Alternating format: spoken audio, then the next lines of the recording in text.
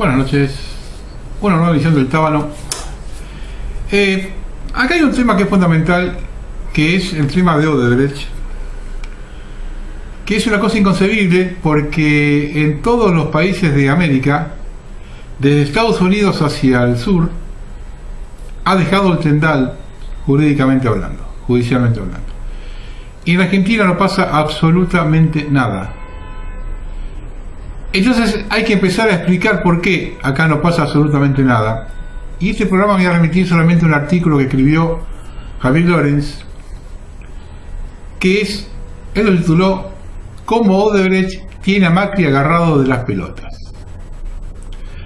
Escuchen con atención, porque yo voy a repetir, en Argentina posiblemente la Argentina esté en los momentos previos de quizá una de las peores crisis de su historia. Y es bueno saber dónde estamos parados y quién es quién en Argentina. Aunque sabemos quién es quién, pero empezar a decir las cosas que otros ocultan, porque esto que voy a decir ahora yo no lo habla nadie.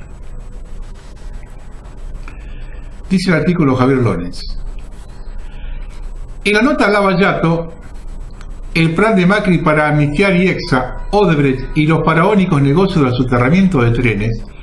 encarcelando a exfuncionario K, se analizó el proyecto de ley de responsabilidad penal empresaria enviado por el Poder Ejecutivo el año pasado al Congreso, a la par que el escándalo del Lavallato Odebrecht adquiría dimensiones continentales, revelando que claramente era un proyecto no para hacerle trampas a la ley, sino una ley con trampas, con nombres y apellidos. Concretamente, el proyecto tenía un artículo, el quinto, que podía llamarse IEXA, ya que preveía que quedaba absolutamente indemne de dicha ley toda empresa que cambiara de dueño y transformara su estatuto, como simultáneamente hizo IEXA, que fue comprada por el grupo Midling y pasó a llamarse SACDE, y además otra serie de artículos podían llamarse Odebrecht, dado que establecían la posibilidad de que esta empresa llegara a un acuerdo de colaboración eficaz con la justicia, que la dejara totalmente indemne, casi igual que IEXA, mediante el cumplimiento de muy benévolas medidas, al punto de que algunas de ellas podrían considerarse como pamplinas. Posteriormente, a principios de este año, el escándalo del Lavallato se encrespó con la denuncia que efectuó el arrepentido brasileño Leonardo Meirelles contra el jefe de la AFI, Gustavo Arribas, inquilino e íntimo amigo del presidente Macri, declarando que por orden de Odebrecht había tramitado el pago de coimas a su favor por un monto de $850.000, cuya causa la justicia argentina, reconocida por la dependencia que tiene hacia el Poder Ejecutivo de turno, se encargó de cerrar velozmente, con un sobreseimiento a favor de Arribas que impide que la causa se reabra, como si se tratara de una cuestión de Estado. No obstante, que no se había terminado de recolectar las pruebas, razón por la cual lo máximo que podría haberse dictado legalmente era una falta de mérito, concretándose así lo que ahora se llama una sentencia irrita. La explicación que dejó trascender el gobierno era que esa denuncia era una falsedad, con la que Odebrecht procuraba chantajear al presidente Macri, pegándole a una persona estrechamente ligada a él, al punto de habitar hoy el departamento donde vivía, antes de trasladarse a la quinta presidencial de Olivos. Luego, mientras el escándalo del Lavallato seguía en ascenso, destacándose la inopia por parte de Argentina ante él e en forma inversa a lo sucedido en otros países, el novelón siguió con el supuesto ultimátum cursado por el gobierno, intimando a Odebrecht a que en 48 horas revelara quiénes habían sido los receptores argentinos de sus coimas y depositara $35 millones a cuenta de futuras multas, bajo apercibimiento de despojarla de todas sus obras en el país, comenzando con la del soterramiento de Sarmiento, e iniciar descomunales demandas contra la firma. Sin embargo, Odebrecht ni se dignó a responder este ultimátum. y luego displicentemente le propuso al gobierno que no tenía inconvenientes de irse del país, siempre y cuando se la indemnizara cuantiosamente y se le preservara la indemnidad de sus ejecutivos, mencionándose el pago de una cifra de 203 millones de dólares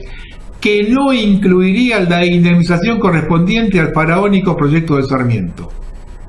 A la par que se multiplicaban los trascendidos desde la presidencia de que Odebrecht abandonaría esta mega obra que tiene en consorcio con IEXA, SACDE, la española Comsa y la italiana Yela, en cuya UTE Nuevo Sarmiento detenta nada menos que el 50% y en la cual Odebrecht supuestamente iba a aportarle financiamiento. No obstante, quien finalmente aportó el financiamiento fue el Estado argentino mediante un DNU dictado por el actual gobierno a mediados del año pasado, con una partida presupuestaria de nada menos de 45.000 millones de pesos, el cual, abusando del género, el presidente Macri se lo hizo firmar a la vicepresidenta Gabriela Michetti mientras él se encontraba de viaje, como para simular que no había conflicto de intereses. Otro tanto hizo ANSES, lo que también el año pasado le brindó a Odebrecht los fondos para la concreción de las obras de los grandes gasoductos de Córdoba, para que dicha firma también tenía que aportarle financiamiento. Mientras que el gobierno y los subsecuentes medios oficialistas trataban de distraer la atención, señalando que la procuradora Alejandra Gis Carbó era la responsable de que Odebrecht no se le pusiera en vereda para que supuestamente no revelara a los funcionarios K que habían recibido coimas de ellos. Ahora se informa que desesperadamente, jugándose a todo o nada con el quórum, Cambiemos va a tratar en estos días de dar media sanción en la Cámara de Diputados al proyecto de ley de responsabilidad empresaria, en el cual el informe de mayoría emitido por las comisiones de legislación penal y legislación general se cayó la cláusula IEXA, porque resultaba absolutamente desvergonzada e insostenible hasta para el macrista más furibundo. Y las pamplinas fijadas en el proyecto del Poder Ejecutivo por las cláusulas Odebrecht, a las que ahora tendría que acogerse IEXA-SACDE, fueron atemperadas al grado de benignas, ya que ahora se prevé el pago de una comodísima multa en concepto de medida reparatoria integral de al menos 0,1% de los ingresos brutos anuales, que por los 3.000 millones de dólares de la mega obra de soterramiento de Sarmiento solo serían 3 millones de dólares. Más la restitución de los bienes o ganancias obtenidos como consecuencia de los hechos reconocidos y o el valor equivalente. Además de otras pamplinas optativas como la de prestar un determinado servicio en favor de la comunidad, aplicar medidas disciplinarias contra quienes hayan participado de delito delictivo e implementar un programa de integridad o efectuar mejoras o modificaciones en un programa preexistente. Eso está en el artículo 22. Pero al proyecto, con el cuento de que una ley penal no puede ser retroactiva, se le agregó una cláusula envenenada, que por un lado establece implícitamente que las empresas no pueden ser perseguidas judicialmente por sus actos pasados, consagrando así su indemnidad judicial. Y además expresamente establece que ellas, no obstante, podrán acogerse a un acuerdo administrativo voluntario de colaboración eficaz en los mismos términos previstos en los artículos 20 a 27 por hechos anteriores a la sanción de la presente ley, previendo que en tal caso intervendrá únicamente la Procuración del Tesoro, que deberá contar con la conformidad de la Sindicatura General de la Nación o autoridad equivalente en otros poderes y en las jurisdicciones locales, estableciendo así que será la administración del presidente Macri la que exclusivamente intervendrá respecto a los ilícitos perpetrados por IEXA, la empresa que fue de su propiedad, y su socio Odebrecht, cuyo presidente brasileño, Marcelo Odebrecht, cumple actualmente una pena de 19 años de prisión. En el orden del día de diputados, seguidamente al dictamen de la mayoría con la firma del diputado Juan Giordano de Izquierda Socialista, se encuentra uno de los informes de minoría que indignadamente dice: con el argumento de que se está haciendo algo contra la corrupción, sin embargo este proyecto implica lo contrario. es para salvar a las empresas corruptas y que continúen con la impunidad. Es un vía libre para que sigan adelante con los actos de corrupción y sus negocios capitalistas con la obra pública, como ocurre con Odebrecht con el faraónico soterramiento de Sarmiento. Por su parte, Pablo López, diputado por Salta del Frente de Izquierda, en el siguiente informe de minoría expresó: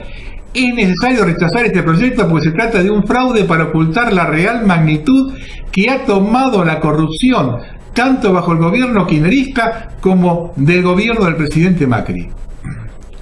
El escándalo de Odebrecht en Brasil ha repercutido directamente sobre la sociedad y la economía argentina, salpicando al tanto a debido al ministro de Obras Públicas de los K, señalado públicamente por diversos empresarios porque antes de cualquier licitación los que querían ganar debían depositarle el 15% de coima, o las empresas de Calcaterra, primo del presidente Macri, implicado en turbias licitaciones de grandes emprendimientos como el soterramiento del ferrocarril Sarmiento, o de la Sota, el socio político de Massa, denunciado por sospechosas licitaciones en los gasoductos cordobeses. ¿Por qué razón el presidente Macri ha sido tan extremadamente condescendiente con Odebrecht, facilitándose su gobierno abundantes fondos para sus obras en medio del escándalo del Lava Jato y lanzando a la par un desvergonzado proyecto de ley para que tanto Odebrecht como su primo hermano Angelo Calcaterra, Macri y Exxon puedan zafar limpiamente por sus inconductas? Postura que a su vez despedaza la cultivada imagen de Cambiemos en torno a la lucha contra la corrupción, soportando además los desplantes de Odebrecht como si este fuera en realidad la autoridad en Argentina. El interrogante a esta respuesta lo brinda un reciente dictamen de la fiscal de Cámara Gabriela Boquín en la causa del concurso de Correo Argentino, propiedad del Grupo Macri, donde, ampliando a anteriores dictámenes de principio de año, denuncia lo que sería el más grave fraude perpetrado por Correo Argentino, con vistas a lograr un acuerdo preventivo en el concurso que dicha magistrada tachó como abusivo. Al respecto, Boquín expresó que para conseguir la aprobación de las mayorías del capital de la deuda exigida en el concurso, tuvieron un peso determinante los votos favorables del Banco Interamericano de Desarrollo, por más de 194 millones de dólares, del Banco Río por más de 31 millones de dólares y de la Corporación Financiera Internacional por más de 179 millones de dólares, configurando en total una deuda del Grupo Macri hacia ellos de 404 millones de dólares, que con sus intereses compensatorios y punitorios desde el 2001 representan hoy un monto cercano a los 1.000 millones de dólares. Boquín apunta al respecto que el primer juez interviniente en la causa, Eduardo Javier Dubois, categorizó especialmente al CFI como acreedor accionista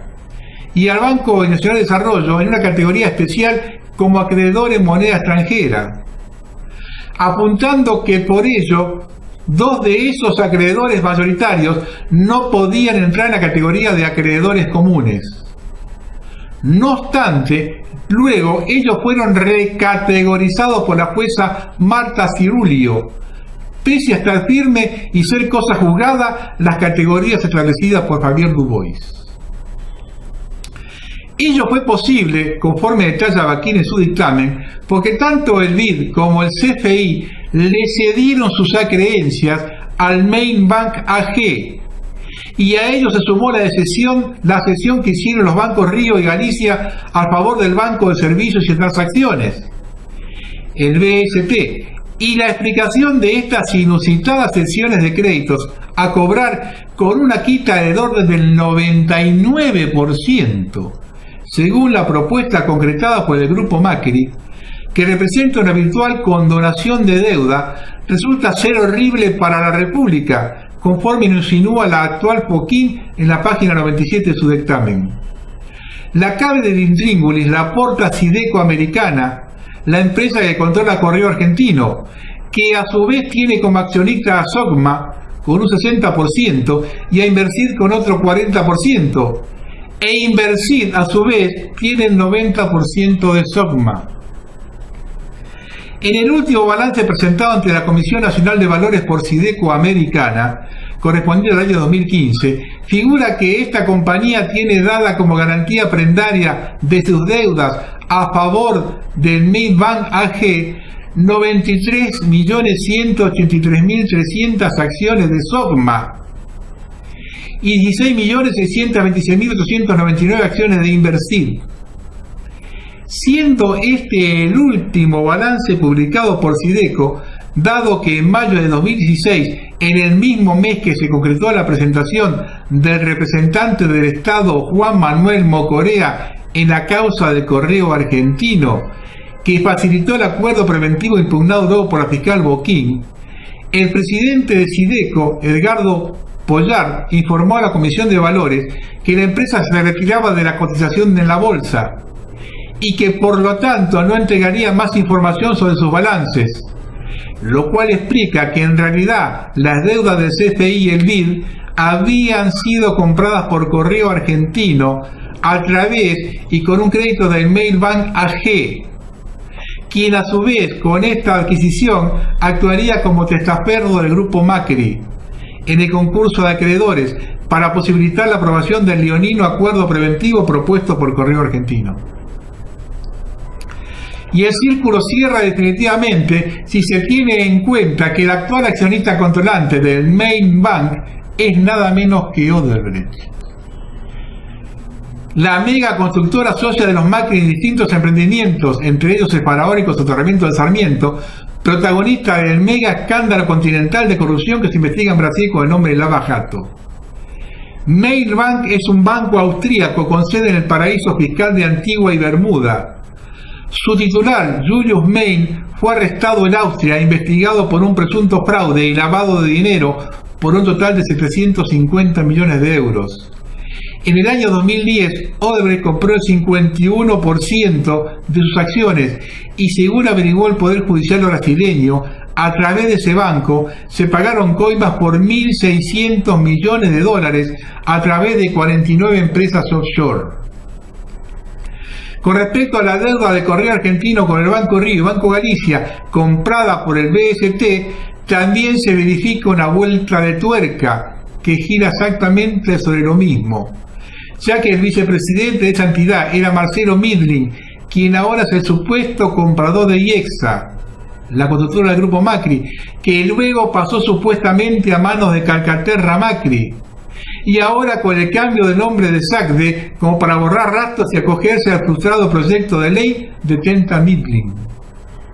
Igual que en el caso del Mailbank, el BST de Midling y sus socios también fueron acusados en el año 2013 de lavado de dinero por la Procelac, conforme a distintos reportes de operaciones sospechosas enviados por diferentes entidades bancarias a la UIF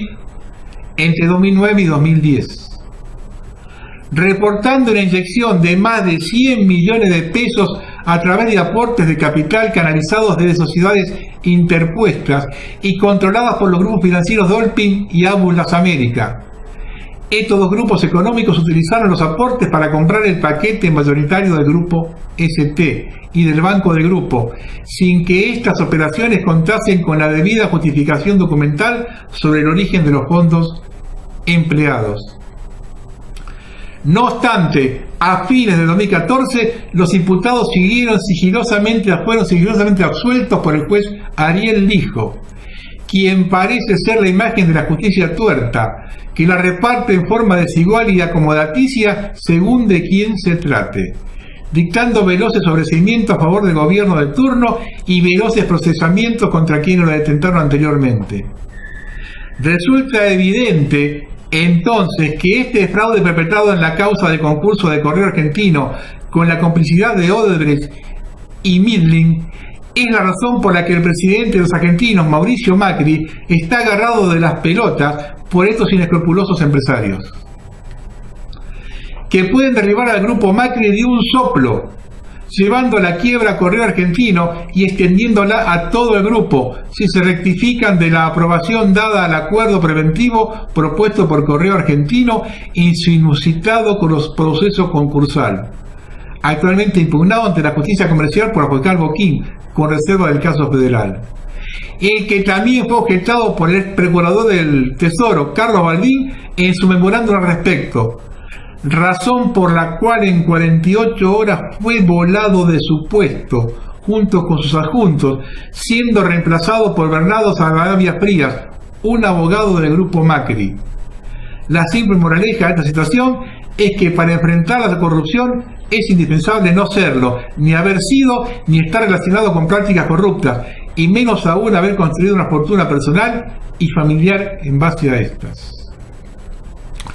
Este informe lo que revela es cómo se mueven los ladrones de guante blanco. Hasta ahora la corrupción